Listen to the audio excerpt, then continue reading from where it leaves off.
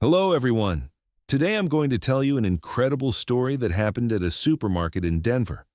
But first, tell me in the comments which city you're following us from, because these kinds of situations happen everywhere, and maybe you've witnessed such moments of injustice too.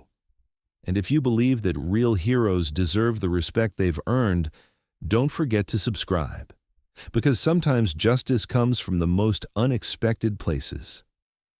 Store manager John Morrison had watched everything from the security cameras, how the young cashier treated the elderly customer, how he humiliated him. But when he learned who the customer was, he immediately went downstairs, because that man was a veteran from the same unit as John's father. The Walmart supermarket was located on Colorado Boulevard, one of Denver's busiest neighborhoods. It was 7:30 p.m. on Saturday evening, and the weekend shopping rush was continuing. In his office on the second floor, 45-year-old store manager John Morrison was doing his routine, monitoring the store through security cameras. John had been store manager for 8 years.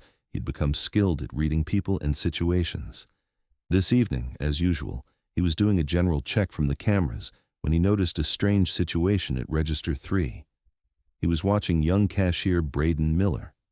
20-year-old Braden had been working here for 6 months. He was a good kid, but sometimes he was impatient in his communication with customers.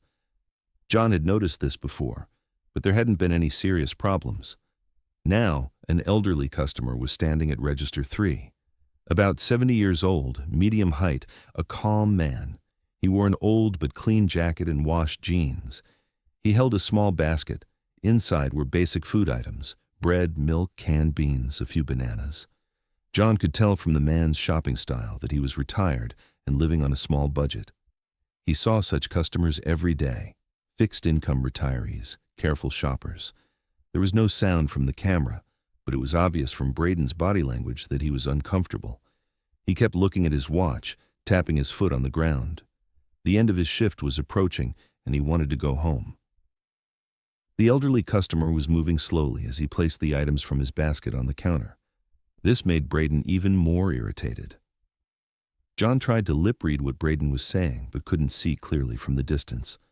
After the products were scanned, the elderly man took out his wallet. The total was $23.47. The man offered an old credit card. Braden inserted the card into the device, but the transaction was declined. That's when what caught John's attention began. Braden's facial expression changed. It took on an angry, impatient look. As he handed the card back to the customer, these words could be read from his lips: declined.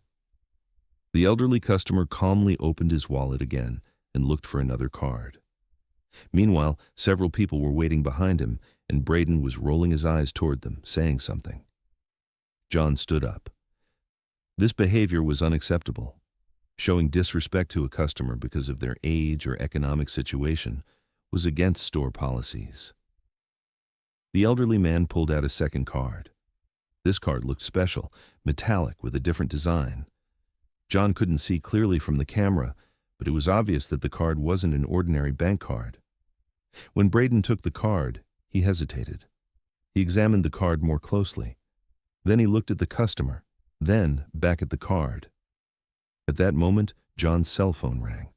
A message came from assistant manager Lisa. "John, come to Register 3 urgently. There's a situation." John immediately jumped up. Lisa was walking around the store floor and must have seen the situation closely. Running down the stairs 2 at a time, he rushed to Register 3. As he approached, the situation became clearer. Braden's face had turned bright red. He was trying to hand the card back to the customer with trembling hands. The elderly customer was waiting calmly, as if he had encountered such situations before. When John approached the register, he heard Braden, "I'm sorry, sir, I didn't know." "What happened here?" John intervened.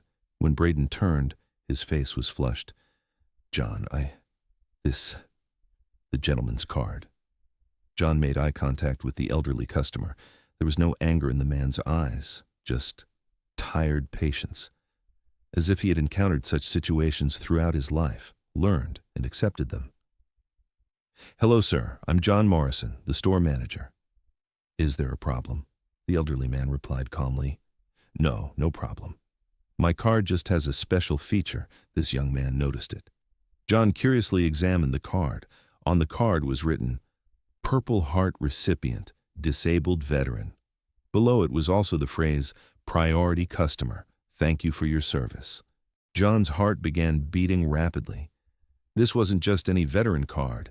The Purple Heart was a medal given to soldiers wounded in war. People who could carry this card were heroes who had risked their lives for their country and been wounded. Sir, there was respect in John's voice. Which conflict did you serve in? Vietnam, 1971 to 1972, 1st Cavalry Division. John's breath caught. His father had also served in the 1st Cavalry Division in Vietnam during the same years. What is your name, sir? Robert Chen. Everyone calls me Bob. Now I'm curious in the comments. What do you think the chances are that he served in the same unit as John's father? And how would you feel if you encountered such a situation? Write it down. John was trembling now. Mr. Bob, my father was David Morrison. He was also in the 1st Cavalry during the same period. Bob's facial expression changed. David Morrison? Blonde, tall David? Yes. Do you know him? Of course I know him. Dave was my squad leader. He was the one who took me to the hospital, the man who saved me. John's eyes filled with tears. His father had died of a heart attack 5 years ago, but he often told Vietnam stories. He had also told Bob Chen's story. A small Asian soldier wounded in a mined area. David had carried him on his back for 2 kilometers. Are you that Bob? My father always talked about you. He said you were the bravest man, never complained. Dave was always like a big brother to me. I'm alive because of him. Meanwhile, the checkout line had grown longer. People were starting to wonder what was happening. But John didn't care. Braden stood in the corner, trying to understand what was happening. He was beginning to realize what a big mistake he had made. Mr. Bob, John put his hand on the man's shoulder. Your shopping tonight is on us, and from now on, too. This card is special just for you. No need, John. For my father's memory. Please. You can tell you're Dave's son. He used to help with the same stubbornness. John turned to Braden. The young man's face was still red, but now from shame. Braden, come to my office. We need to talk. John, I really didn't know. I know, but this behavior is unacceptable. You need to learn how to treat our customers, especially our elderly customers. Bob intervened. John, the kid wasn't malicious, just inexperienced. Mr. Bob, you're very kind, but this behavior shouldn't be repeated. If he listens to me, I can teach him some things. John was surprised. What do you mean? The most important thing I learned in Vietnam was patience. This young man needs patience. If he listens to me, I'll tell him. Braden stepped forward. I'll listen, sir. I'm really sorry. Bob looked at the young man. What's your name, son? Braden, sir. Braden, how old are you? 20, sir. When I was your age, I was in Vietnam. I faced death every day. But do you know what the hardest moments were? The moments at home when I saw how people treated us veterans? Braden listened silently. When we returned from the war, we didn't expect a hero's welcome. We just expected respect. Do you understand? I understand, sir. Not every elderly man is a veteran, Braden, but every elderly man has gone through hardships in his life. He deserves respect. You're right, sir. John listened to this whole conversation, thinking about his father. Had David Morrison encountered such situations?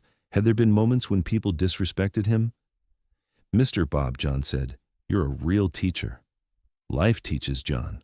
I just pass it on. That evening, John drove Bob home. On the way, they talked about his father. Bob told memories from Vietnam, how good a leader David Morrison was, how he protected his friends. Did he ever mention me? Bob asked. Always.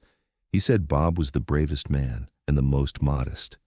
Dave was like that too. He never bragged. Real leaders are like that. 2 weeks passed. Braden's behavior had completely changed.